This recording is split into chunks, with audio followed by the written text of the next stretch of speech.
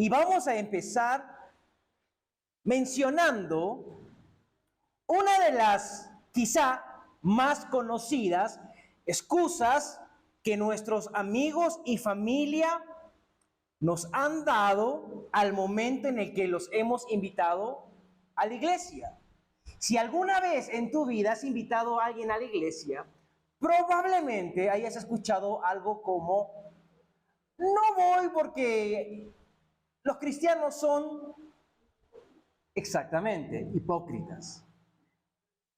¿Cuántas veces habré yo escuchado esa expresión? No, es que en la iglesia son hipócritas. Hay muchos hipócritas en las iglesias. Y cada vez que alguien me menciona esta excusa, obviamente cuando hay la confianza y la amistad, yo siempre le respondo con un: siempre hay lugar para uno más. Así que eres bienvenido.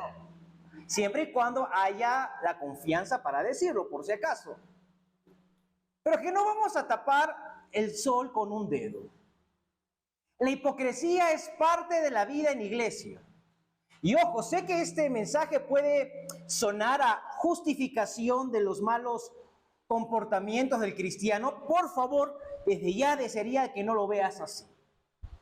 Más que nada, queremos lidiar con exactamente los cristianos que en un momento en nuestras vidas nos han afectado y han causado que cuestionemos los caminos de Dios. A veces ciertas experiencias que hemos tenido han ocasionado que nos distanciemos de Dios. Quizá un amigo que profesaba una fe te trató de manera injusta y eso ocasionó un conflicto en tu ser, en tu pensamiento, y te alejaste. Dijiste: sí, yo amo a Dios, pero no quisiera estar rodeado de cristianos.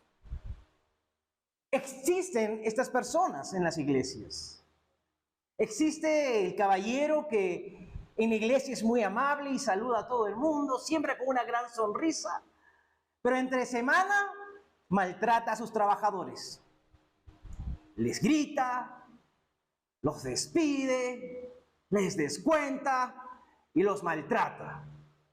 Pero al final los invita a la iglesia.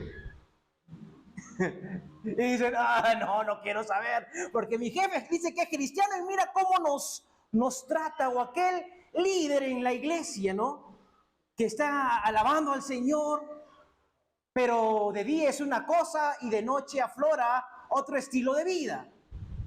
Una vida nocturna que no honra a Dios definitivamente. Una mamá que obviamente es prueba de virtudes, pero que guarda ciertas adicciones. Y así como estos ejemplos, tenemos varios tipos de cristianos que muestran una cara,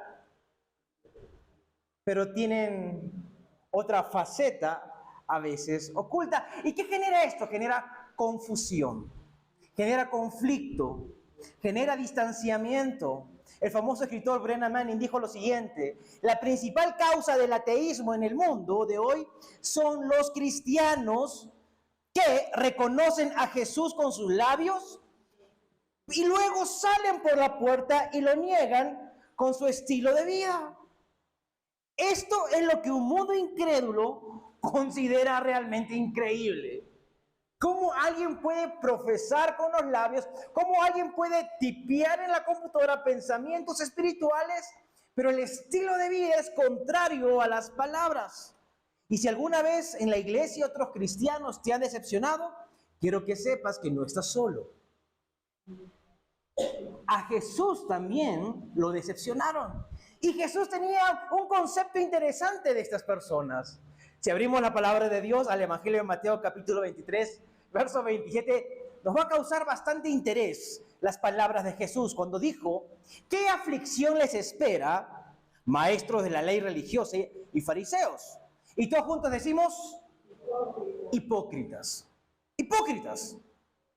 Pues son como tumbas blanqueadas, hermosas sí por fuera, pero llenas de huesos de muertos y de toda clase de impurezas por dentro.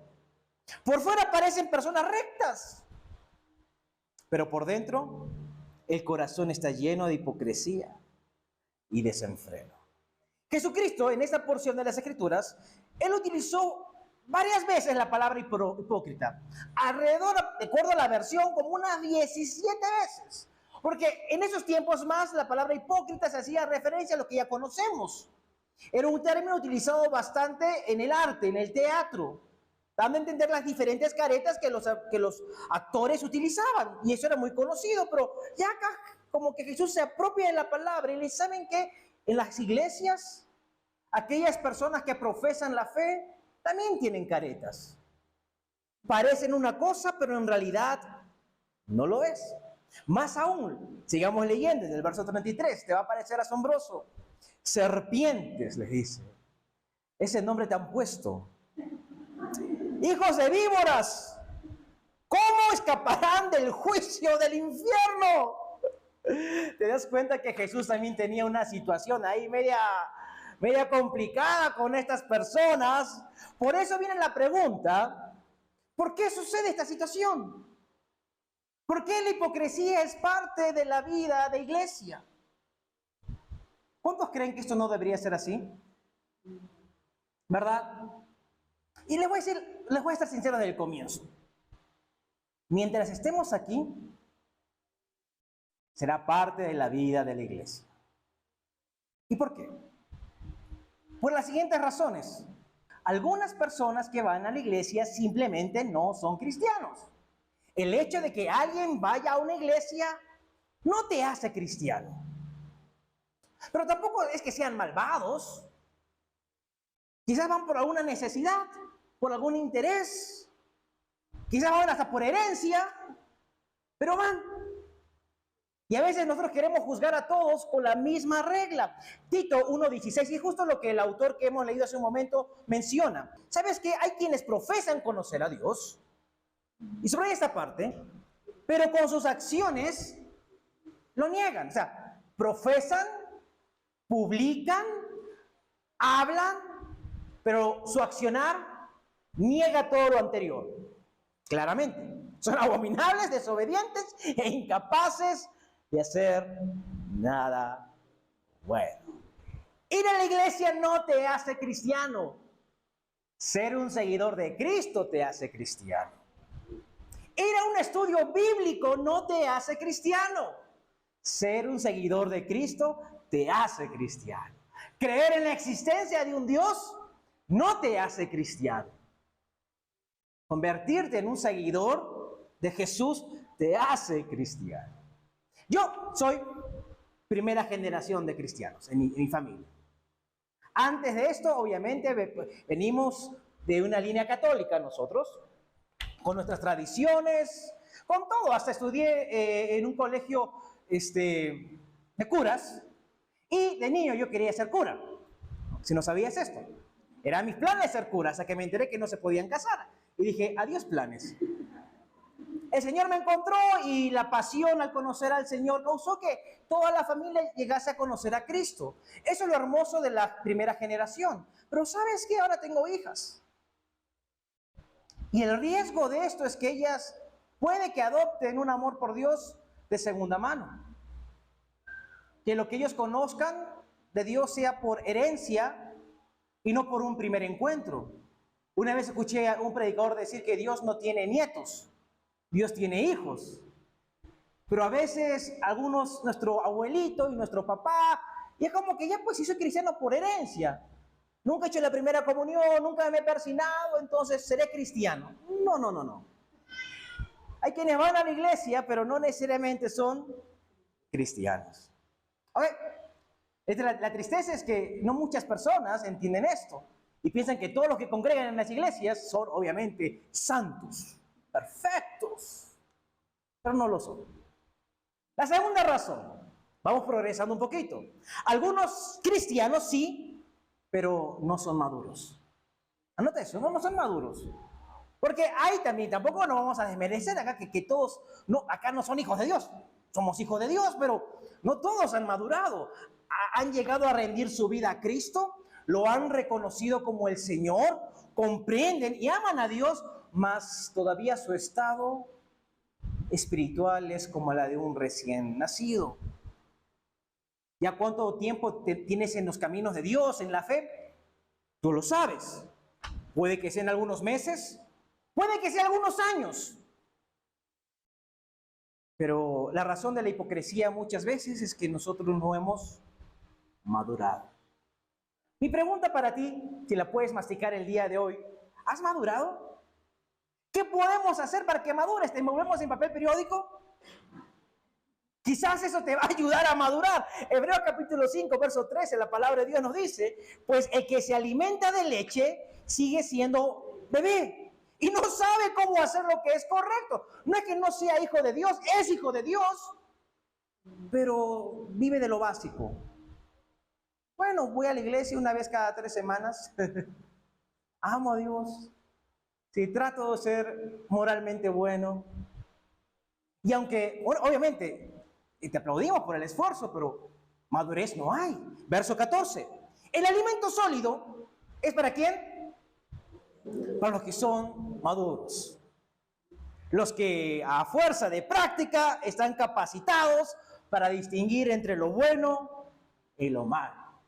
Cuando tienes un bebé, sabes que tiene una dieta especial. Cuando es un recién nacido, solo toma su leche. Ya al 6º mes puede probar algunas papillas, quizás jugo de granadilla, cosas similares. Hay muchos creyentes que siguen con el jugo de granadilla, con la crema de verduras todavía, y te pierdes de lo bueno. El otro día mi amigo Joaquín me invitó a comer carne. Ah, qué rico comer carne, ¿verdad? Especialmente esa carne que cuando cortas dice mu, porque es como que estaría viva todavía. O sea, y un cristiano maduro, ¿qué hace? Come alimento sólido. Se vale por sí mismo. Ahora, es por eso que la opinión de mucha gente, ¿son hipócritas? Sí, yo lo entiendo. A mí no me eriza, no me afecta, no me corto las venas, no me pongo a llorar, porque la verdad es que estamos en proceso de maduración. Pero qué feo es, a veces, no sé si has conocido a una persona adulta de 20, 30, 40, 50, que se comporta como un niño. Es extraño, ¿verdad? Es raro. ¿Sabes? Lo mismo ocurre en nuestro andar espiritual. Que ya debiendo madurar, ¿y cómo maduramos? Desarrollando prácticas, hábitos espirituales. Poniéndolos en práctica, como lo acabamos de leer. ¿Qué hábito espiritual ya se ha establecido? Básico, la oración. La meditación en la palabra de Dios, la generosidad, la alabanza. Si estos hábitos por lo menos no están en tu vida como una práctica constante, podemos decir que sí, todavía no has madurado. Y la meta del día de hoy es animarte a madurar, a que no te quedes como un bebé. Y la tercera razón que me parece curiosa por la que mucha gente señala a los cristianos y los tilda de hipócritas, anota esto, es que algunos son cristianos y sí están madurando, pero aún se siguen equivocando. Tenemos todas las mejores intenciones de no pecar. Amamos a Dios y lo buscamos.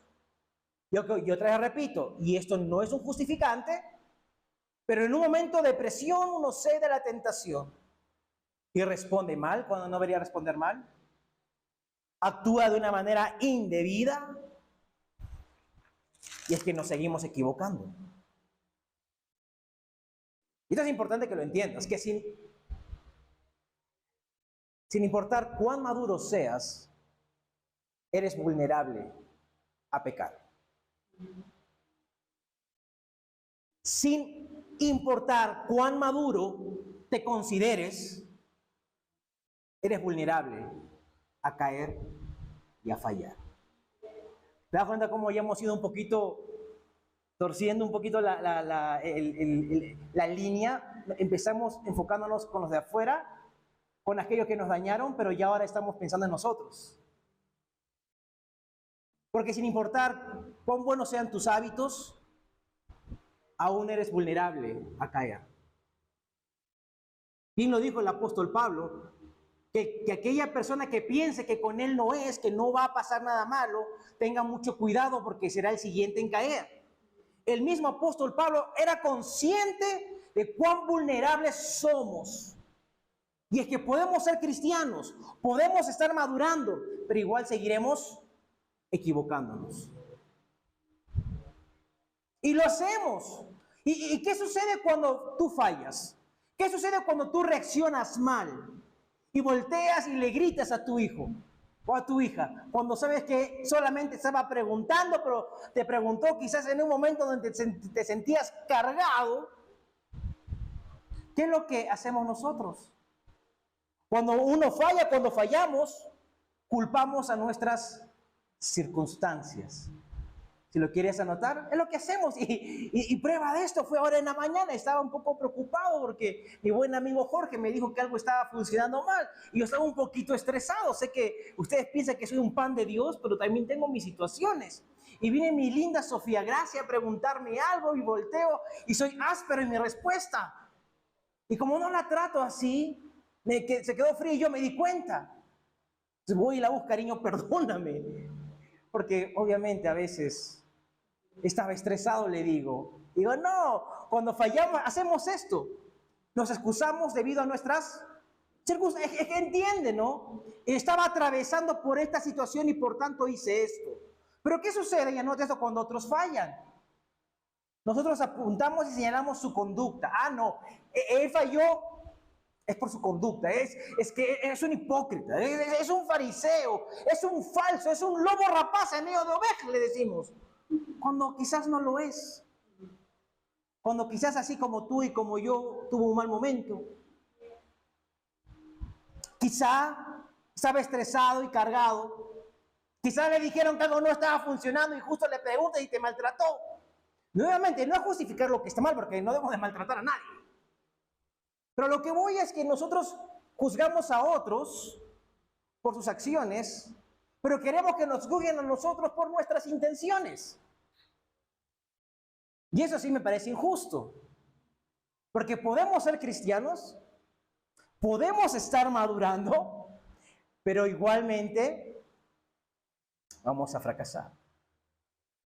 No somos perfectos. Ahora, si tú fueras Dios y yo fuera Dios, perdón Señor por ponernos en esta situación, pero ¿qué haríamos nosotros con los hipócritas? ¿Qué harías tú si ves gente hipócrita? No, pues lo desaparecemos. Una lluvia de rayos es solución. Bendito nuestro Padre que Él no piensa como nosotros, sino que Él conoce cómo somos nosotros. Y en el libro de los Salmos, en el capítulo 103, en el verso 14, tenemos este concepto de Dios en nosotros. Dice, pues Él sabe lo débiles que somos. Dios el Padre sabe cuán débiles somos y más aún, se acuerda de que somos, ¿qué somos? Tan solo que polvo. Somos polvo. Somos polvo, el Señor lo sabe. Somos débiles, somos frágiles. Él lo sabe. Y por eso que el Señor nos mira con compasión y dice, ay, otra vez Alonso las fregaste. Yo ya no merecía estar parado. Y quizás aquella persona que te hirió, te defraudó, te decepcionó también. Y quizás es como deberíamos vernos para poder navegar y sanar la crisis que tenemos en nuestras vidas. ¿Cuántas veces no hemos apedreado el nombre de alguien en nuestras conversaciones? Sí, quizás no debió haber obrado de esta manera. Sí, quizás no debió de haberte tratado así. Eso no se justifica. Quizás lo que te hizo fue muy duro y lo entiendo. Pero quizás lo mejor que podemos hacer es entender que yo soy débil y fulano es débil. ¿Cuántas veces habré alejado a Dios? ¿Habré alejado a alguien de Dios? ¿Te has puesto a pensar? Porque esa persona obró de una manera que generó un alejamiento en tu vida. Ya, pero cambiamos un poquito la perspectiva y con sinceridad y con la mano en el pecho digamos, ¿alguna vez habré alejado por medio de mi hipocresía a alguien de Dios?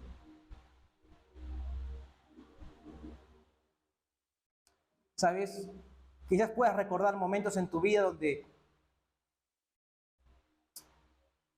fuiste un instrumento para alejar a la gente de Dios. Pero también te quiero decir algo más sorprendente aún. Hay momentos en tu vida que ni siquiera hemos llegado a reconocer o nos hemos dado cuenta que también han alejado a la gente de Dios. Porque puede que seamos cristianos y puede que estemos madurando, pero no somos perfectos. En el libro de Hechos, capítulo 13, tenemos la historia de Pablo y Bernabé,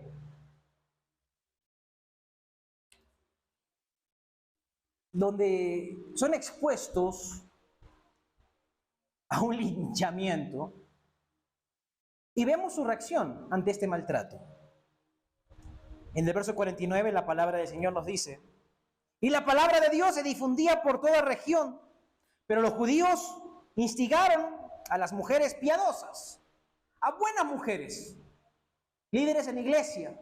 Ellas eran siervas del Señor, devotas y distinguidas, pero hubo personas que manipularon la información y presionaron a estas personas. Y también a quienes, a los hombres más prominentes, a los líderes de la ciudad, gente que era respetada, ¿ok?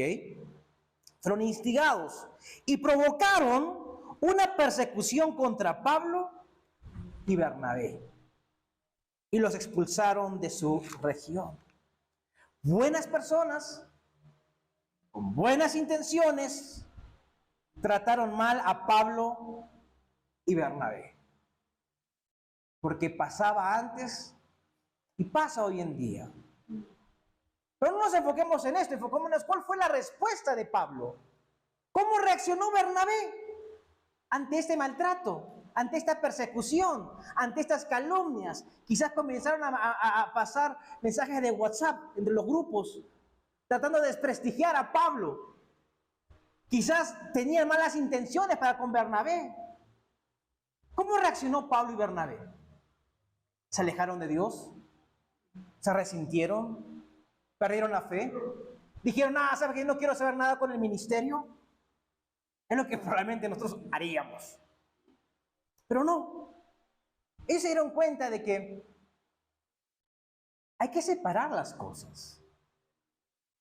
Hay que aprender a separar la iglesia de la persona. ¿Quién te lastimó? La iglesia. ¿La iglesia no te lastimó?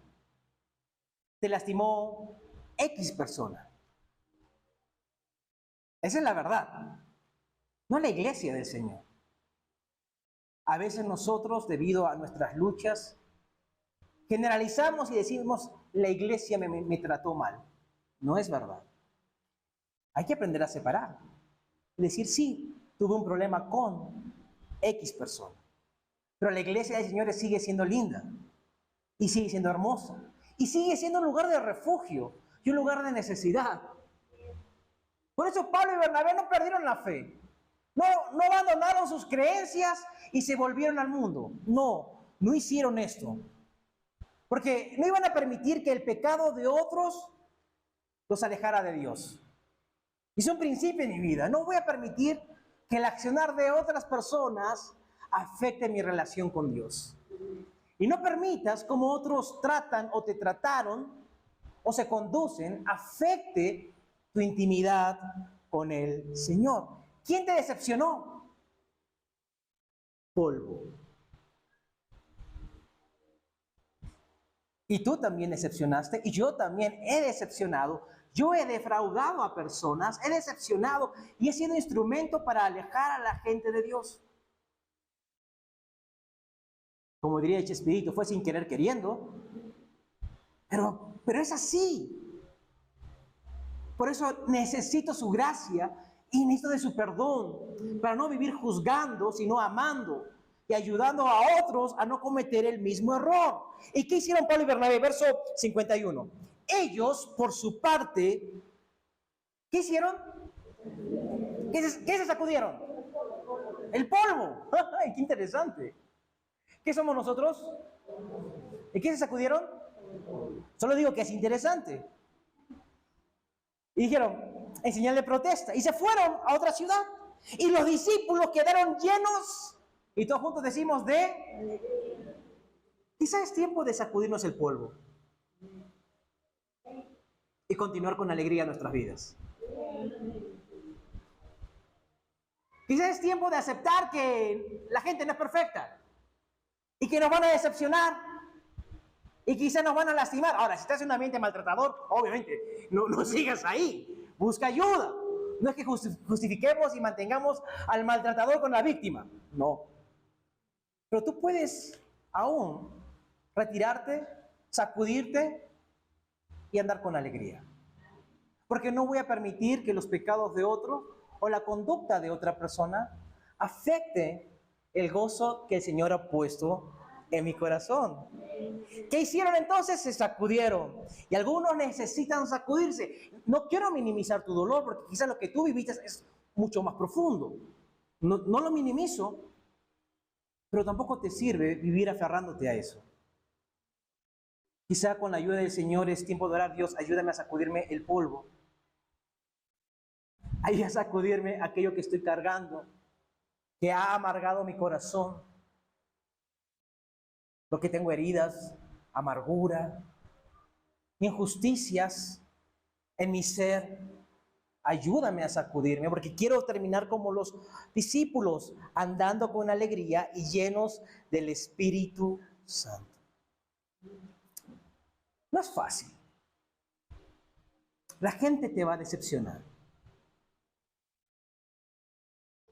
Y más dueles cuando gente que amas te va a lastimar. Y podemos acusarlos de hipócritas, de falsos. O tal vez podemos decir: bueno, si yo hubiera estado en sus zapatos, quizás hubiera hecho lo mismo. No es justificar por enésima vez, pero no deseamos convertir una iglesia en una iglesia que apedree, sino una iglesia que reciba al quebrantado y vendarlo y sanarlo y decirle: ya pasó. Y poder bendecir y no maldecir. Por eso, si la iglesia del Señor te ha lastimado, si un cristiano te ha lastimado, si un líder te ha lastimado, si un pastor te ha lastimado, o si yo te he lastimado, lo siento. De todo corazón. Lo siento. Nadie busca lastimar. Quizá uno por ahí que debe estar medio loco, eso sí. Pero la iglesia del Señor lo siente, porque no debe de ser así. Warren Wiersbe, en uno de sus libros, habla sobre el deseo de las personas de encontrar la iglesia perfecta. Y él invita a las personas a que si un día tú encuentras una iglesia que crees que es perfecta, a que no te unas a esa iglesia, porque la terminarás haciendo imperfecta. Porque nosotros somos parte del problema. Somos parte de la situación. Y por más que no se quiera admitir, muchos de nosotros hemos sido arrogantes en nuestro andar. Nos ha sido más fácil señalar y juzgar a alguien más. Porque mientras más juzgamos y más señalamos, más acallamos nuestra culpa interior. Cuando quizás deberíamos reconocer: yo también tengo mi cierto grado de hipocresía. No es que la normalice, porque lo que está mal no debe normalizarse, pero nos ayuda a no tirar la piedra, sino que al contrario nos ayuda a vernos en el espejo y decir: caray, necesito seguir trabajando en mi vida. Necesito acercarme a mi hija o a X persona y pedirle perdón, porque no fue la manera correcta en la que abordé la situación. Por eso, y si quieres anotar, si has perdido la fe en Jesús por culpa de la gente, tal vez tu fe estaba en las personas cuando debería estar en Jesús. Si debido a lo que otros hicieron, tu fe fue afectada, eso ha revelado que quizás tu confianza estaba más en las personas. Y eso no es una desgracia, son buenas noticias. Porque hoy podemos redireccionar nuestra fe y apostar nuestra confianza en quien debe tenerla, el Señor. Y volver a poner la mirada en Jesús, el que inicia y consume todo, el que perfecciona nuestra fe, que mejora, el que implementa nuestra fe, que nos enseña a amar y a perdonar.